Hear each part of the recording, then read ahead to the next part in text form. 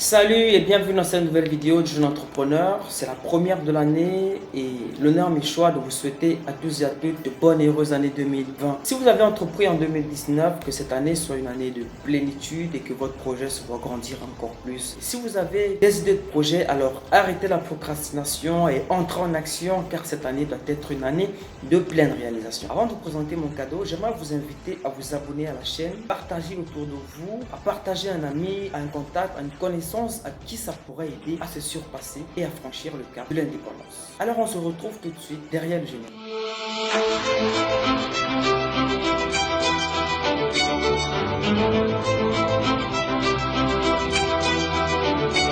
Pour moi, cette nouvelle année doit être décisive. De ce fait, il est capital d'éviter certains comportements face à votre entourage, mais aussi face à votre argent. Car une bonne éducation financière est la base du succès. Et bien gérer ses finances est la clé de la réussite. De ce fait, voici donc 6 éléments que vous devez absolument prendre en compte cette année pour la voir et le glorieuse. Le premier, ne dépensez pas si vous n'avez pas assez d'épargne. D'autres termes, ne dépensez rien si vous n'avez pas de réserve. Votre revenu doit faire l'objet de deux types d'épargne. L'épargne d'investissement, c'est cette épargne-là qui va vous permettre de dégager des revenus supplémentaires parce que placer dans un compte bancaire ou d'accroître votre activité afin de faire plus de gains. L'épargne de précaution, c'est cette épargne-là qui vous permettra de subvenir à vos besoins quotidiens, électricité, eau, nourriture, santé, habillement, réparation de votre véhicule par exemple, et tout ce qui est important pour vous maintenir en forme. N'oubliez surtout pas de reconstituer en priorité cette épargne après l'avoir dépensée. De diversifier vos actifs. Comme le dit Henri Markovitch, on ne met pas tous ses œufs dans le même panier au risque de les voir tous flamber. Si vous êtes investisseur, si vous êtes entrepreneur, peu importe le domaine, alors dégagez toujours un revenu delta que vous allez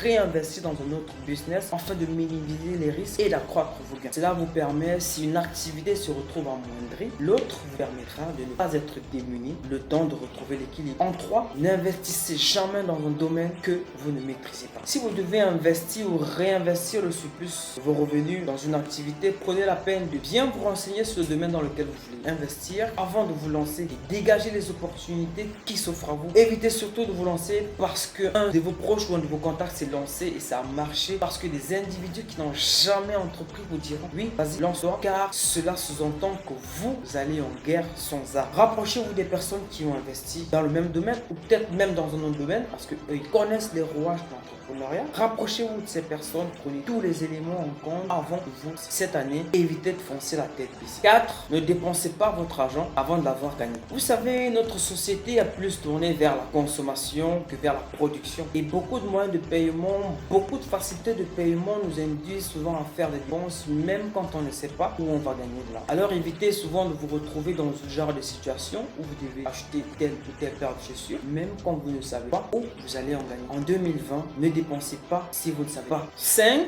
Concentrez-vous sur votre actif au lieu du passif. Avant toute chose, il faut faire la différence entre un actif et un passif. Un actif est ce qui vous permet de générer un rendement. Ça peut être une assurance vie, ça peut être un placement en bourse, ça peut être un bien immobilier, ça peut être votre activité. Et un passif est ce qui permet de générer des dépenses et se déprécier avec le temps. Ça peut être un ordinateur, un téléviseur, un téléphone, une voiture par exemple. Pour votre santé financière, il est important de détenir plus d'actifs et peu de passifs. En 2020, réduisez vos dépenses au strict minimum. Et enfin, en 6, ne vous lancez pas ou même jamais dans les jeux de hasard. S'il y a quelque chose qui a pourri dans ce monde, ce sont les jeux de hasard. Et la question que vous devez vous poser avant de vous lancer, c'est quelles sont les probabilités pour moi de réussir? La réponse est très. Les personnes qui réussissent dans ce domaine sont soit les propriétaires de casinos ou soit les dirigeants de casinos. Alors en 2020, ne vous lancez pas dans un domaine où vous n'êtes pas sûr de gagner. Cela vous aidera à mieux gérer vos finances. Alors si tu as aimé la vidéo, si tu es disposé à adopter ces éléments dans ton comportement cette année, je t'invite à partager autour de toi, partager un ami, partager un proche. Cela l'aidera sûrement à passer une bonne année financière. On se retrouve très prochainement dans la prochaine vidéo. C'était Monsieur Wilson pour vous aider